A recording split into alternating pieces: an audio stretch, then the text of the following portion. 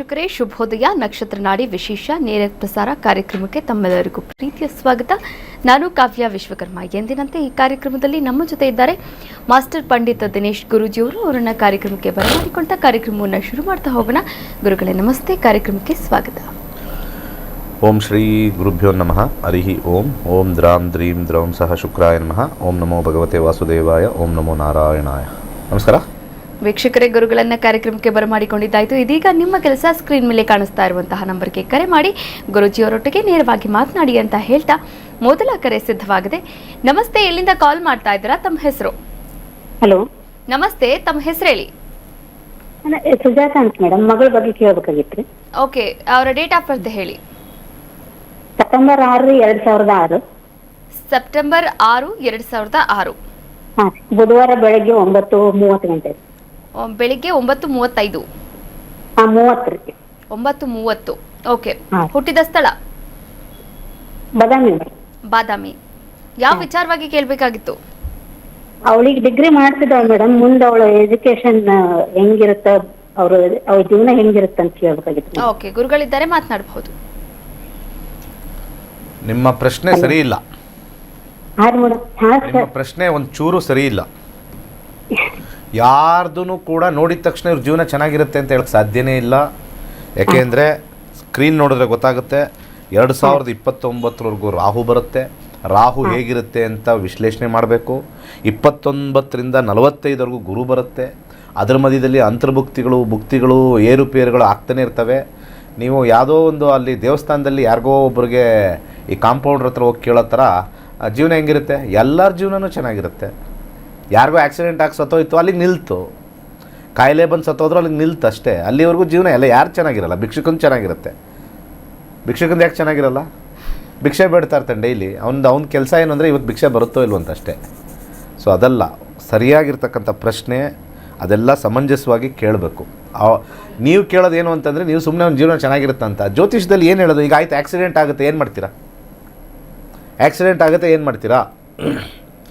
ಆಗಲ್ಲ, ತಲೆ ಕೆಡಿಸ್ಕೊಬಿಡಿ. ಒಂದು ಕೆಟ್ಟದೇ ಹೇಳಿದೆ, ಆಕ್ಸಿಡೆಂಟ್ ಆಗುತ್ತೆ, ಏನು ಮಾಡೋದು? ಜ್ಯೋತಿಷದಲ್ಲಿ ಆಕ್ಸಿಡೆಂಟ್ನ ತಡೆಯೋಕ್ಕೆ ಯಾವ ಪೂಜೆ ಪುನಸ್ಕಾರಗಳು ಇಲ್ಲ. ಎಷ್ಟೋ ಜನ ದೇವಸ್ಥಾನದಲ್ಲಿ ಪೂಜೆ ಮಾಡ್ತಕ್ಕಂಥವ್ರು ಆಕ್ಸಿಡೆಂಟಲ್ಲೇ ಹೋಗ್ಬಿಟ್ಟಿದ್ದಾರೆ. ದಿನಾ ದೇವಸ್ಥಾನ ಪೂಜೆ ಮಾಡೋರು ಆಕ್ಸಿಡೆಂಟಲ್ಲಿ ತೀರೋಗಿರೋರು ಹಲವಾರು ಜನ ಇದ್ದಾರೆ. ಸೊ ಜ್ಯೋತಿಷ್ಯ ಅಂದರೆ ಅವಕಾಶಗಳು ಅಂತ ಅರ್ಥ ಮಾಡ್ಕೋಬೇಕು. ಈಗ ಭಾರತದಲ್ಲಿ ಮತ್ತು ಕರ್ನಾಟಕದಲ್ಲಿ ಎಲ್ಲ ಕಡೆ ನಾನು ಹೇಳೋದು, ಜ್ಯೋತಿಷ್ಯ ಅಂದರೆ ಏನು ಅಂತಂದರೆ ಒಂದು ರೀತಿ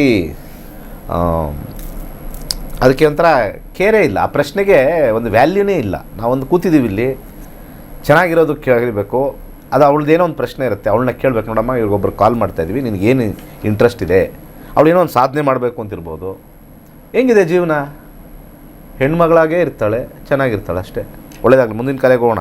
ಇದೆಲ್ಲ ವೇಸ್ಟ್ ಕಾಲ್ಗಳು ನಮಗೆ ಲೈಫಲ್ಲಿ. ಕರೆ ಮಾಡಿದ್ದಕ್ಕಾಗಿ ಧನ್ಯವಾದಗಳು. ಮತ್ತೊಂದು ಕಾಲ್ ಸಿದ್ಧವಾಗಿದೆ. ನಮಸ್ತೆ, ಎಲ್ಲಿಂದ ಕಾಲ್ ಮಾಡ್ತಾ ಇದ್ದೀರಾ? ತಮ್ಮ ಹೆಸರು? ಹಾವೇರಿಂದ ಮಾಡ್ತಾ ಇದ್ದೆ. ಯಾರ ಬಗ್ಗೆ ಕೇಳಬೇಕಾಗಿತ್ತು?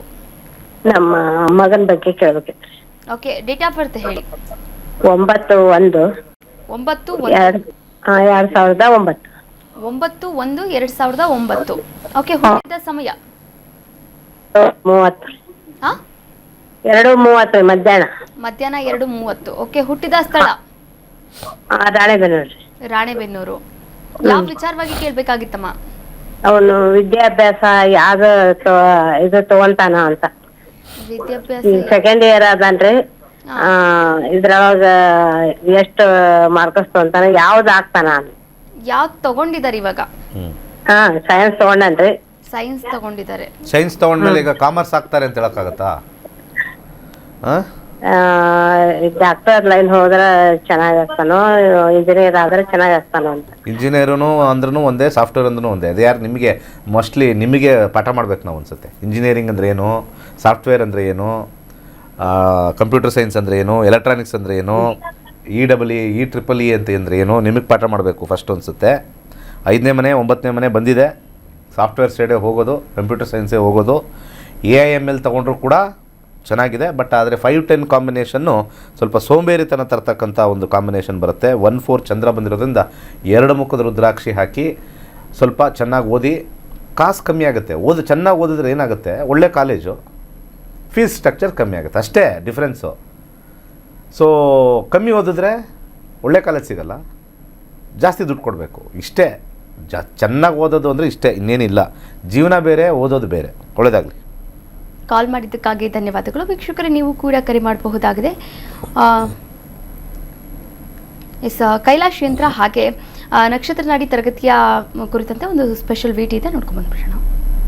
ಕೈಲಾಶ ಯಂತ್ರ ಪ್ರಾಚೀನ ಹಾಗೂ ಅತ್ಯಂತ ಶಕ್ತಿಶಾಲಿ ದೈವಿಕ ಯಂತ್ರ. ನಿಮ್ಮ ಜೀವನದಲ್ಲಿ ಸಕಾರಾತ್ಮಕ ಬದಲಾವಣೆಯನ್ನು ತರಲು ಪ್ರಸಿದ್ಧವಾಗಿದೆ. ನೀವು ಉತ್ತಮ ಹಣಕಾಸು ಸ್ಥಿರತೆ, ವ್ಯವಹಾರದಲ್ಲಿ ಬೆಳವಣಿಗೆ, ಉತ್ತಮ ಆರೋಗ್ಯ ಮತ್ತು ಶಾಂತಿಪೂರ್ಣ ಕುಟುಂಬ ಜೀವನವನ್ನು ಹುಡುಕುತ್ತಿದ್ದೀರಾ?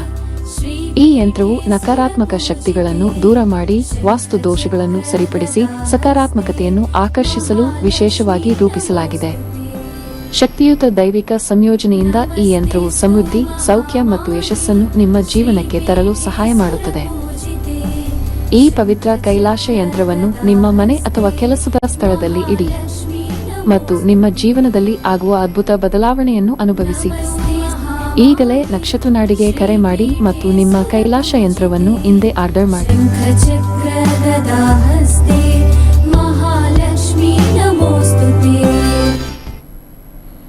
ವೀಕ್ಷಕರೇ, ನೀವು ಕೂಡ ಕೈಲಾಶ್ ಯಂತ್ರವನ್ನು ಆರ್ಡರ್ ಪ್ಲೇಸ್ ಮಾಡಬಹುದಾಗಿದೆ. ಹಾಗೆ ಅದನ್ನು ಪೂಜಿಸಿ ಅದರಿಂದ ಶುಭ ಫಲಗಳನ್ನು ಕೂಡ ಪಡಿಬಹುದಾಗಿದೆ. ಮತ್ತೊಂದು ಕರೆ ಸಿದ್ಧವಾಗಿದೆ, ಮಾತನಾಡಿಸ್ತಾ ಹೋಗೋಣ. ನಮಸ್ತೆ, ಎಲ್ಲಿಂದ ಕಾಲ್ ಮಾಡ್ತಾ ಇದ್ದೀರಾ? ತಮ್ಮ ಹೆಸರು? ನಾನ್ ಕಾವ್ಯ ಅಂತ. ಓಕೆ, ಯಾರ ಬಗ್ಗೆ ಕೇಳಬೇಕಾಗಿದೆ? ಬೆಂಗಳೂರಿಂದ ಮಾತಾಡ್ತಾ ಇದ್ದೀನಿ. ನನ್ನ ಬಗ್ಗೆನೇ ಕೇಳಬೇಕಿತ್ತು ಮೇಡಮ್. ಯಾವ ವಿಚಾರವಾಗಿ? ನಾವು ಅಂದ್ರೆ ನಮ್ಗೆ ಯಾರನ್ನ ನಂಬಿದ್ರು ಎಲ್ಲಾರು ಬರೀ ಮೋಸನೇ ಮಾಡ್ತಾರೆ. ಓಕೆ, ಮದ್ವೆ ಆದಾಗಿಂದ. ಹೇಳ್ತೀರಾ ಅಥವಾ ಪ್ರಶ್ನೆಶಾಸ್ತ್ರಕ್ಕೆ ಹೋಗ್ತೀರಾ? ಪ್ರಶ್ನೆಶಾಸ್ತ್ರ. ಓಕೆ, 1 to 249 ಒಳಗಡೆ ಒಂದು ಸಂಖ್ಯೆಯನ್ನ ಹೇಳಿ. 21. ಗುರುಗಳಿದ್ದಾರೆ, ಮಾತನಾಡಬಹುದು. ನಮಸ್ತೆ ನಮಸ್ಕಾರ. ಗುರುಜಿ. ಮೊದಲಿಗೆ ನಿಮಗೊಂದು ಪ್ರಶ್ನೆ, ಏನು ಕೆಲಸ ಮಾಡ್ತಾ ಇದ್ದೀರಾ?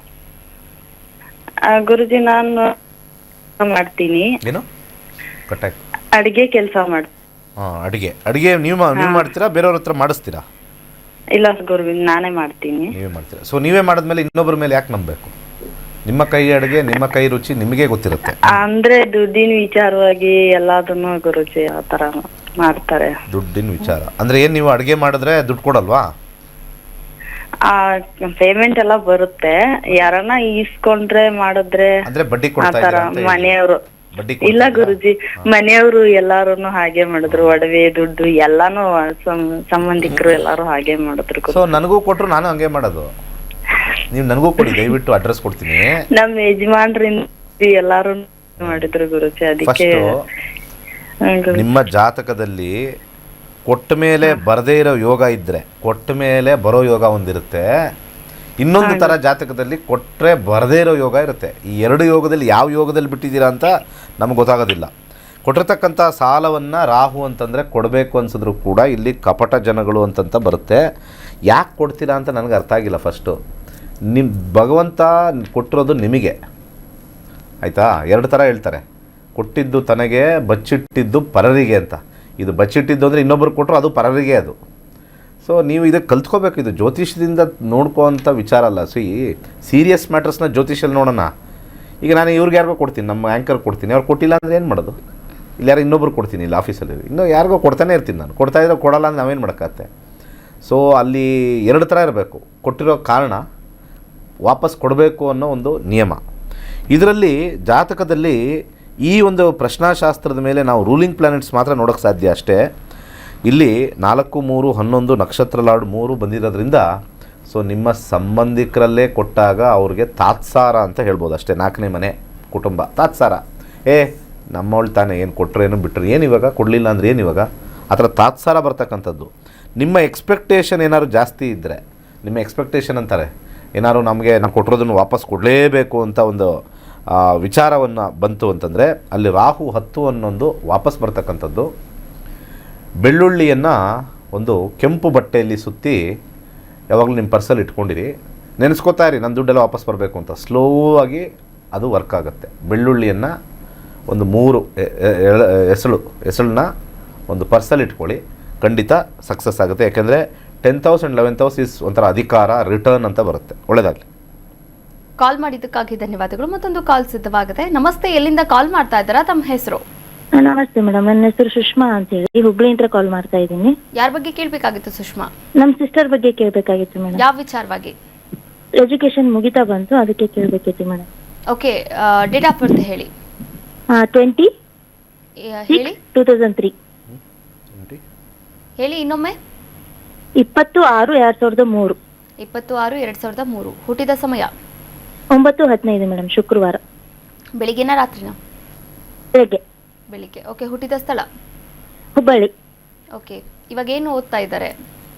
MBA ಕಂಪ್ಲೀಟ್ ಆಗ್ತಾ ಬಂತು ಮೇಡಮ್. ನೆಕ್ಸ್ಟ್ ಜಾಬ್ ಬಗ್ಗೆ ಗುರುಗಳಿದ್ದಾರೆ, ಮಾತನಾಡಬಹುದು. ನೆಕ್ಸ್ಟ್ ಜಾಬ್ ಹುಡುಕ್ತಾ ಇದ್ದಾರಾ? ಅವ್ರ ಪ್ರಶ್ನೆ ಕರೆಕ್ಟಾಗಿ ಹೇಳಿ. ಜಾಬ್ ಸಿಗುತ್ತೆ, ಇವತ್ತೆಲ್ಲ ನಾಳೆ ಸಿಗುತ್ತೆ. ಎಲ್ಲರೂ ಮಾಡಿದ ತಕ್ಷಣ ನಮಗೆ 50,000 ಸಂಬಳ ಸಿಗಬೇಕು ಸ್ಟಾರ್ಟಿಂಗ್ ಅಂದರೆ ಎಲ್ಲಿ ಸಿಗುತ್ತೆ?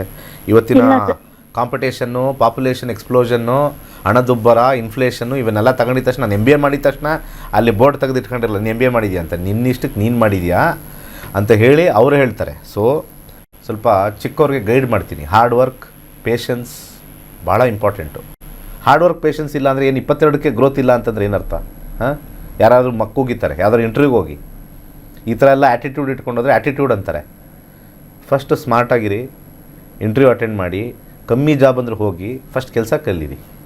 ಅನುಭವಕ್ಕೆ ದುಡ್ಡು ಕೊಡ್ತಾರೆ, ಓದಕ್ಕೆ ದುಡ್ಡು ಕೊಡೋಲ್ಲ ಯಾರನ್ನು. ಓದೋಕ್ಕೆ ಇನ್ಸೆಂಟಿವ್ ಅಂತಾರೆ, ಅದನ್ನು ಪ್ರೊಬೇಷನರಿ ಅಂತ ಕರೀತಾರೆ. ಅಥವಾ ಜಸ್ಟ್ ಇವಾಗ ಹೊಸದಾಗಿ ನಾವು ಸೇರಿರ್ತೀವಲ್ಲ ಅದಕ್ಕೆ ಪ್ರೊಬೇಷನರಿ ಆಫೀಸರ್ ಅಂತ ಕರೀತಾರೆ. ಸೊ ಅನುಭವಕ್ಕೆ ದುಡ್ಡು ಬರುತ್ತೆ. ಓಕೆ, ಗ್ರೋತ್ ಇಲ್ಲ ಅಂತಂದರೆ ನಿಮ್ಗೆ ಅನುಭವನೇ ಇಲ್ಲ, ಎಲ್ಲಿಂದ ಗ್ರೋತ್ ಬರುತ್ತೆ? ಟೇಕ್. ಆದರೆ ದಶಾಭುಕ್ತಿಗಳು ತುಂಬ ಚೆನ್ನಾಗಿದೆ. 2022ರಿಂದ ಶನಿ ಸ್ಟಾರ್ಟ್ ಆಗಿದೆ. ಶನಿ ಉತ್ತಮವಾಗಿದೆ. ಶನಿ ಇರ್ತಕ್ಕಂಥ ನಕ್ಷತ್ರ ಇದೆಯಲ್ಲ, ಆ ನಕ್ಷತ್ರ ರಾಹು ನಕ್ಷತ್ರ. ಸ್ವಲ್ಪ ಆಸೆ ಇಮಿಡಿಯೇಟ್. MBA ಮಾಡಿಬಿಟ್ಟೆ ಸಡನ್ನಾಗಿ 75,000 ಬಂದುಬಿಡ್ಬೇಕು. 6 ತಿಂಗಳಾದಮೇಲೆ 1.5 ಲಕ್ಷಕ್ಕೆ ಹೋಗ್ಬಿಡ್ಬೇಕು. ಅದು ನೆಕ್ಸ್ಟ್ ಇಯರ್ ಕಾರಲ್ಲಿ ಓಡಿಸ್ತಾ ಇರಬೇಕು. ಈ ಆಸೆಗಳನ್ನು ಕಮ್ಮಿ ಮಾಡ್ಕೊಳ್ಳಿ. ರಾಹು ಆಸೆಕಾರಕ. ಶನಿ ರಾಹು ನಕ್ಷತ್ರದಲ್ಲಿದ್ದು ಸೋಂಬೇರಿತನವನ್ನು ಕೊಡ್ತಾನೆ, 5ನೇ ಮನೆ ಬೇರೆ ಬಂದು. ಸೊ ಇದು attitude problem, not the astrology problem. ಯಾಕೆಂದರೆ Saturn is a slow planet. ಅದು ಸ್ವಲ್ಪ ನಿಧಾನ ಕೊಡುತ್ತೆ, ಫರ್ಮಾಗಿ ಕೊಡುತ್ತೆ, ನಿಧಾನ ಆದರೂ ಪ್ರಧಾನವಾಗಿ ಕೊಡುತ್ತೆ. ಆದರೆ ಇಲ್ಲಿ ಪ್ರಾಬ್ಲಮ್ ಏನು ಅಂದರೆ, ನೀವು ಆ ಥರ ಕೆಟ್ಟರೆ ಈ ಸ್ಯಾಟ್ರನ್ ಪೂರ್ತಿ ಚೆನ್ನಾಗಿರೋ ಕಾಂಬಿನೇಷನ್ನು ಹಾಳು ಮಾಡ್ಕೊಂಬಿಡ್ತೀರ. You will use your career with the attitude. ಇದು ಗ್ಯಾರಂಟೀಡ್. ಯಾಕೆಂದರೆ ಕಾಂಬಿನೇಷನ್ ಚೆನ್ನಾಗಿದ್ದಾಗ ನಾವು ತುಂಬ ಅದು ಇದು ಇದು ಇದು ಎಲ್ಲ ಮಾಡಿಬಿಡ್ತೀವಿ. ನಾನು IAS ಆಗಿಬಿಡ್ತೀನಿ, ಅದನ್ನು ಬರೆದು ಬಿಡೋಣ. ಒಂದೇ ಸತಿ ನಾನು ಕಮಿಷನರಾಗಿ ಕುತ್ಕೊಂಡ್ಬಿಡ್ಬೇಕು. 23ನೇ ವಯಸ್ಸಲ್ಲೇ ಕಮಿಷನರಾಗಿ ಕುತ್ಕೋಬೇಕು. ಕೆಲವ್ರಿಗೆ ಯೋಗ ಇರುತ್ತೆ, ಕೆಲವ್ರಿಗೆ ಯೋಗ ಇಲ್ಲ. ಇದು slow. ಸ್ಯಾಟ್ರನ್ is a slow planet. Rahu ನಕ್ಷತ್ರ ಇಮ್ಮಿಡಿಯೇಟಾಗಿ ಆಸೆ ಬ್ಲೋ ಅಪ್ ಆಗಿಬಿಡ್ತಾ. ರಾಹು ಅಂತಂದರೆ ಬಲೂನ್ ಇದ್ದಂಗೆ. ಬಲೂನ್ ಎಷ್ಟು ಊದ್ತಾ ಇರ್ತವೆ, ಯಾರೋ ಹೇಳ್ತಾ ಇರ್ತಲ್ಲ, ವಾವ್ ನೀನು ಸೂಪರ್ ಆಗಿದೆಯಾ, ನೀನು ನಾಳೆನೇ ಬೆಳಿಗ್ಗೆ ಇದಾಗ್ಬಿಡ್ತೀಯ, ಅದಾಗ್ಬಿಡ್ತೀಯ, ಅದು ಬಲೂನ್. ಆಮೇಲೆ ಹಿಂಗೆ ಪಿನ್ ನೋಡಿದ್ರೆ ಪಟ್ ಅಂತ ಹೊಡಿತಲ್ಲ, ಅದು ರಾಹು. ಸೊ ರಾಹುಗೆ ಫಸ್ಟು 8 ಮುಖದ ರುದ್ರಾಕ್ಷಿ ಹಾಕಿ, ರಾಹುಗೆ ದುರ್ಗಾ ಮಂತ್ರ ಆಗಿರ್ತಕ್ಕಂಥ ಓಂ ಹ್ರೀಂ ದುಮ್ ದುರ್ಗಾಯ ನಮಃ ಅಂತ ಯಥೇಚ್ಛವಾಗಿ ಹೇಳ್ಕೊಳ್ಳಿ. ಸಮಾಧಾನ, ಪೇಷನ್ಸ್ ಕಲ್ತ್ಕೊಂಡ್ರೆ ಇದು ಎತ್ತರಕ್ಕೆ ತೊಗೊಂಡೋಗುತ್ತೆ. ಪೇಷನ್ಸ್ ಇಲ್ಲ ಅಂದರೆ ಅಲ್ಲೇ ಕೂತಿರ್ತೀರ. ನಾವು ಕೆಲವು ಸತಿ ನಾವು ನೋಡ್ತಾ ಇರ್ತೀವಿ, ಜಾತಕ ಅದ್ಭುತವಾಗಿದೆ 30 ವರ್ಷ ಆದಮೇಲೆ. ಯಾಕೆಂದರೆ ಕನ್ಸಿಸ್ಟೆನ್ಸಿ ಇರಲಿಲ್ಲ ಆ ವ್ಯಕ್ತಿಲಿ. ಫಸ್ಟು ಸೇರಿದಾಗ 10,000, ಆಮೇಲೆ ಸ್ಲೋ ಆಗಿ 50,000, ಆಮೇಲೆ ಸ್ಲೋ ಆಗಿ 1 ಲಕ್ಷ, ಈಗ 2 ಲಕ್ಷ 30ನೇ ವಯಸ್ಸಿಗೆ. ಅದು ಕನ್ಸಿಸ್ಟೆನ್ಸಿ. 10,000ನಾ ನಾನು ಹೋಗಲ್ಲಪ್ಪ, ಏನೋ ಅವ್ರು 30 ಬಂದ್ರೇ ಮಿನಿಮಮ್ ಹೋಗೋದು ಅಂತ ಹೋಗ್ತಾರೆ. ಆ 30ಕ್ಕೆ ಹೋಗ್ತಾರೆ. ಯಾರೋ ಒಬ್ರು ತಲೆ ಕೆಟ್ಟಿರೋ ಕಂಪ್ನಿಗಳು MBA ಮಾಡೋರೆಲ್ಲ ಕರ್ಸ್ಕೊತಾರೆ. 30ಕ್ಕೆ ಹೋಗ್ತಾರೆ, 3 ತಿಂಗಳು ನೋಡ್ತಾರೆ, ಗೆಟ್ ಔಟ್ ಅಂತಾರೆ. ಆ ಬಯೋಡೇಟಾದಲ್ಲಿ joined left in 3 months. Next ಇನ್ನೊಂದು ಕಂಪ್ನಿಗೆ ಹೋಗ್ತೀರಾ, ಆ ಕಂಪ್ನಿನೇ ಮುಚ್ಚೋಗುತ್ತೆ, ಸ್ಟಾರ್ಟಪ್ ಕಂಪ್ನಿ ಅಂತ. ಅಲ್ಲಿ ತಿರುಪತಿ ಚೊಂಬೂ ಸಿಗೋಲ್ಲ ನಿಮಗೆ. ಚೊಂಬಾದರೆ ಸ್ವಲ್ಪ ಅಲ್ಲಿ ಮಾರಿದ್ರೆ ದುಡ್ಡು ಬರುತ್ತೆ, ಚೊಂಬೂ ಸಿಗೋಲ್ಲ. ಸೊ ಜ್ಯೋತಿಷ್ಯದಲ್ಲಿ ಮಾರ್ಗದರ್ಶನ ಇರುತ್ತೆ. Astrology is not A gift ಅಲ್ಲ. ಅದು ಗಿಫ್ಟ್ ಬಂದು ಕೊಡಲ್ಲ ನಿಮ್ಗೆ. ತಗೊಳಪ್ಪ ನಿಂಗೆ ಗೋಲ್ಡ್ ಸಿಕ್ಕಿದೆ ತಗೋ ಅಂತ ಕೊಡಲ್ಲ. ಗೋಲ್ಡ್ ಇವರು ಎಷ್ಟರ ಮಟ್ಟಿಗೆ ತಗೋಬೋದು, ಕಷ್ಟಪಟ್ಟರೆ ಗೋಲ್ಡ್ ಸಿಗುತ್ತಾ ಅಥವಾ ಇಲ್ಲವೇ ಇಲ್ವಾ ಗೋಲ್ಡು, ಅದು ಫಸ್ಟ್ ನೋಡ್ತೀವಿ. ಅದಾದಮೇಲೆ ಕಷ್ಟಪಟ್ಟರೆ ಇಮಿಡಿಯೇಟಾಗಿ ಸಿಗುತ್ತಾ, ಲೇಟಾಗಿ ಸಿಗುತ್ತಾ, ತುಂಬ ಪ್ರಯಾಸದಿಂದ ಸಿಗುತ್ತಾ, ಈ ಪ್ಯಾರಾಮೀಟ್ರಲ್ಲಿ ಅಸ್ಟ್ರಾಲಜಿ ಹೋಗೋದು. ಸೊ ಯಂಗ್ಸ್ಟರ್ಸ್ಗೆ ಸ್ವಲ್ಪ ಬುದ್ಧಿ ಇಲ್ಲ. ಯಾರಿಲ್ಲಿ ಕಾಲ್ ಮಾಡಿದ್ರಲ್ಲ ಅವ್ರಿಗೆ, ಹಿಂದೆ ಕಾಲ್ ಮಾಡೋರಿಗೆ ಬುದ್ಧಿ ಇಲ್ಲ. ಜೀವನ ಹೇಳಿ, ಸ್ವಲ್ಪ ಸೆನ್ಸಿಬಲ್ ಇರಬೇಕು ಲೈಫಲ್ಲಿ. ಸೆನ್ಸಿಬಲ್ ಅಂತ ಕರೀತಾರೆ. ಸೆನ್ಸಿಬಲ್ ಇದ್ದರೆ ಅಸ್ಟ್ರಾಲಜಿ ಈಸ್ ಸೈನ್ಸ್. ಈ ಸೈನ್ಸ್ನ ತಗೊಂಡೋಗಿ ಎಲ್ಲರೂ ಅನ್ಎಜುಕೇಟೆಡ್ ಅವರು ಕೂಡ ಜ್ಯೋತಿಷ್ಯ ಹೇಳೋಕ್ಕೆ ಶುರು ಮಾಡ್ಬೇಕು. ಗಿಳಿಶಾಸ್ತ್ರದವನು ಜ್ಯೋತಿಷ್ಯದವನು, ಇವತ್ತು ಮರದ ಕೆಳಗಡೆ ಕೂತಿರೋನು ಜ್ಯೋತಿಷ್ಯ. ನೀವೊಂದು ಮನೆ ಕಟ್ಟಿ ನೋಡಿ, ಅಕ್ಕಪಕ್ಕ ಮನೆಯವರು ಎಲ್ಲರೂ ವಾಸ್ತುಶಾಸ್ತ್ರಜ್ಞರ ಆಗ್ಬಿಟ್ಟಿರ್ತಾರೆ. ನೀವು ಕಟ್ ನೋಡಿ, ಅವನಿಗೆ ಓದೇ ಇರಲ್ಲ, ಪುಸ್ತಕನೇ ಗೊತ್ತಿರಲ್ಲ. ವಾಸ್ತು ಅಂದರೆ ಏನೋ ಅನ್ನೋ ಒಂದು ಡಿಗ್ರಿ ವೈಸು ಗೊತ್ತಿರಲ್ಲ. ಇದು ಇಲ್ಲಿ ಬರಬಾರ್ದು, ಇಲ್ಲಿ ಬಚ್ಚಲ ಮನೆ ಇಲ್ಲಿ ಬರಬಾರ್ದು, ಅಲ್ಲಿ ದೇವ್ರ ಮನೆ ಇಲ್ಲಿ ಕರೆಕ್ಟಾಗಿ ಬಂದಿಲ್ಲ, ಎದುರುಗಡೆ ಮನೆ ಪಕ್ಕದ ಮನೆ ಎಲ್ಲರೂ ವಾಸ್ತು ಆಗ್ಬಿಡ್ತಾರೆ. ಎಲ್ಲ ನೋಡ್ತಾರೆ ಹಿಂಗೆ ವಾಸ್ತು ಪ್ರಕಾರ ಈ ಮೂಲೆಯಲ್ಲಿ ಹಿಂಗೆ ಬರೋಂಗಿಲ್ವಲ್ಲ. ಊರಲ್ಲಿ ಬರೋರೆಲ್ಲ ಜ್ಯೋತಿಷರು. ಆದರೆ ಜ್ಯೋತಿಷ್ಯನ ನಂಬ್ತೀಯ ಅಂತಂದರೆ ಅವ್ರು ಹೇಳೋರೇ ಹೇಳ್ತಾರೆ ನಾವು ಜ್ಯೋತಿಷ್ಯ ನಂಬಲ್ಲ ಅಂತಾರೆ. ಇಂಥ ದರಿದ್ರ ಕಲಿಯುಗದಲ್ಲಿ ಇದ್ದೀವಿ. ಅದಕ್ಕೆ ನಾನು ವಿದ್ಯಾಭ್ಯಾಸವನ್ನು ಕೊಡಬೇಕು ಅಂತಲೇ ಕ್ಲಾಸಸ್ ಮಾಡ್ತಾ ಇರೋದು. ಅದಕ್ಕೆ ನೀವು ನೋಡ್ಬೋದು ಕ್ಲಾಸಸ್ ಎಷ್ಟು ಜನ ಸೇರಿದ್ದಾರೆ ಅಂತ. ಕಾಲ್ ಮಾಡೋರೆಲ್ಲ ಕ್ಲಾಸಿನ ಉದ್ದೇಶವಾಗಿ ಕಾಲ್ ಮಾಡಿ. ಎಷ್ಟು ಜನ ಕಲ್ತಿದ್ದಾರೆ, ಎಷ್ಟು ಪರ್ಫೆಕ್ಟಾಗಿರ್ತಕ್ಕಂಥ ರಿಸಲ್ಟ್ ಬರುತ್ತೆ, ನಾವು ಏನೇನು ಮಾಡಬೇಕು, ಕನ್ಸಿಸ್ಟೆನ್ಸಿ ಇರಬೇಕಾ, ಬೇಗ ಎಕ್ಸ್ಪೆಕ್ಟ್ ಮಾಡ್ಬೋದಾ. ಅಸ್ಟ್ರಾಲಜಿ ಗಿವ್ಸ್ ಅಸ್ ಗೈಡೆನ್ಸ್ ಕೊಡುತ್ತೆ. ಮುಂದಿನ ಕರೆಗೋಣ. ಕಾಲ್ ಮಾಡಿದ್ದಕ್ಕಾಗಿ ಧನ್ಯವಾದಗಳು. ಹೆಚ್ಚಿನ ಮಾಹಿತಿ ಬೇಕಾದಲ್ಲಿ ಗುರೂಜಿಯವರ ನಂಬರ್ಗೆ ಕರೆ ಮಾಡಬಹುದಾಗಿದೆ, ನೇರವಾಗಿ ಅವರನ್ನು ಸಂಪರ್ಕ ಮಾಡಬಹುದಾಗಿದೆ, ಹಾಗೆ ಹೆಚ್ಚಿನ ಮಾಹಿತಿಯನ್ನು ಕೂಡ ಪಡೆದುಕೊಳ್ಳಬಹುದಾಗಿದೆ. ಈಗಾಗಲೇ ವಿಶ್ವದಾದ್ಯಂತ 65,000ಕ್ಕೂ ಹೆಚ್ಚಿನ ಜನರು ಗುರೂಜಿಯವರ ನೇತೃತ್ವದಲ್ಲಿ ಜ್ಯೋತಿಷ್ಯವನ್ನು ಕಲಿತಿದ್ದಾರೆ, ತಮ್ಮ ಜೀವನವನ್ನು ಕೂಡ ರೂಪಿಸಿಕೊಂಡಿದ್ದಾರೆ. ನೀವು ಕೂಡ ಜ್ಯೋತಿಷ್ಯವನ್ನು ಕಲಿಯುವಂತಹ ಆಸಕ್ತಿ ಇತ್ತು ಅಂತಂದರೆ ಆಗಸ್ಟ್ 10ನೇ ತಾರೀಕಿನಿಂದ 114ನೆಯ ಬ್ಯಾಚ್ ಆರಂಭವಾಗ್ತಾ ಇದೆ. ಈ ಒಂದು ಬ್ಯಾಚ್ಗೆ ನೀವು ಕೂಡ ರಿಜಿಸ್ಟರ್ ಆಗಬಹುದು, ಹಾಗೆ ಜ್ಯೋತಿಷ್ಯವನ್ನು ಕೂಡ ಕಲಿಬಹುದಾಗಿದೆ. ಹಾಗಾದರೆ ಜ್ಯೋತಿಷ್ಯವನ್ನು ಯಾವ ರೀತಿ ಕಲಿಸ್ತಾರೆ, ಹಾಗೆ ಜ್ಯೋತಿಷ್ಯದಲ್ಲಿ ಯಾವೆಲ್ಲ ಟಾಪಿಕ್ಸನ್ನು ಕಲಿಸ್ಕೊಡೋಕ್ಕಾಗುತ್ತೆ ಎನ್ನುವಂತಹ ವಿಚಾರಕ್ಕೆ ಸಂಬಂಧಪಟ್ಟಂತೆ ಒಂದು ಸ್ಪೆಷಲ್ ವಿಡಿಯೋ ಇದೆ, ನೋಡ್ಕೊಂಬರೋಣ.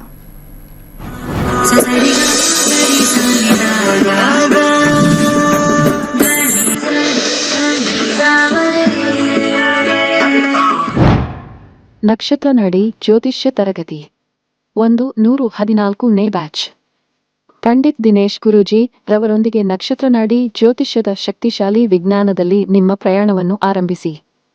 ಈ ಕೋರ್ಸ್ ಆರಂಭಿಕರಿಗೆ ಮಾತ್ರವಲ್ಲದೆ ಜ್ಯೋತಿಷ್ಯದ ಜ್ಞಾನವನ್ನು ಆಳವಾಗಿ ಅರಿತು ಜೀವನದಲ್ಲಿ ಅನ್ವಯಿಸಲು ಬಯಸುವ ಎಲ್ಲರಿಗೂ ಸೂಕ್ತವಾಗಿದೆ.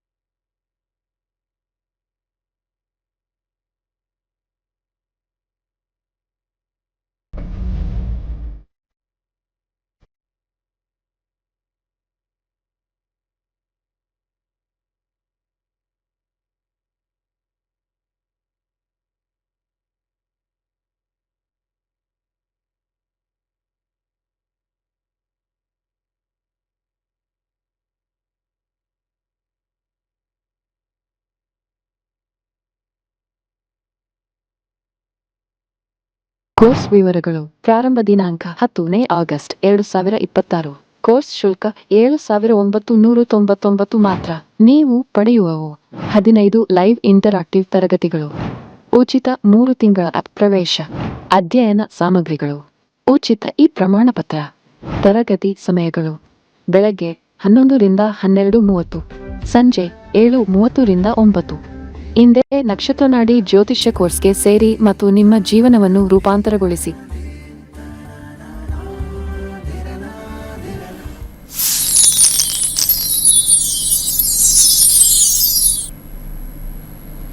ವೀಕ್ಷಕರೇ, ನೀವು ಕೂಡ ಜ್ಯೋತಿಷ್ಯವನ್ನು ಕಲಿಯಬಹುದಾಗಿದೆ. ಮನೆಯಿಂದಲೇ ಕುಳಿತುಕೊಂಡು ಕೇವಲ 15 ದಿನಗಳಲ್ಲಿ 7,999 ರೂಪಾಯಿಗೆ ಜ್ಯೋತಿಷ್ಯದ ಭಂಡಾರವನ್ನು ತಮ್ಮದಾಗಿಸಿಕೊಳ್ಳಬಹುದಾಗಿದೆ. ಮತ್ತೆ ಆಗ್ತದ ಸ್ಕ್ರೀನ್ ಮೇಲೆ ಕಾಣಿಸ್ತಾ ಇರುವಂತಹ ನಂಬರ್ಗೆ ಈಗಲೇ ಕರೆ ಮಾಡಿ ರಿಜಿಸ್ಟರ್ ಆಗಿ ಜ್ಯೋತಿಷ್ಯವನ್ನು ಕಲಿಯಿರಿ ಅಂತ ಹೇಳ್ತಾ ಇವತ್ತಿನ ಕಾರ್ಯಕ್ರಮವನ್ನು ಮುಗಿಸಿಕೊಡುವಂತಹ ಹಂತಕ್ಕೆ ತಲುಪಿದ್ದೇವೆ. ಇವತ್ತಿನ ಕಾರ್ಯಕ್ರಮದಲ್ಲಿ ಭಾಗಿಯಾಗಿದ್ದಕ್ಕೆ ಧನ್ಯವಾದಗಳು ಗುರುಗಳೇ. ಸರ್ವೇ ಜನ ಸುಖಿನೋ ಭವಂತು. ವೀಕ್ಷಕರು, ಇದಾಗಿತ್ತು ಇವತ್ತಿನ ನಕ್ಷತ್ರ ನಾಡಿ ವಿಶೇಷ ನೇರ ಪ್ರಸಾರ ಕಾರ್ಯಕ್ರಮ. ನೋಡ್ತಾ ಇರಿ ಕರ್ನಾಟಕ ನ್ಯೂಸ್ ಬೀಟ್, ನ್ಯಾಯ ನಮ್ಮೊಂದಿಗೆ, ನಾವು ನಿಮ್ಮೊಂದಿಗೆ.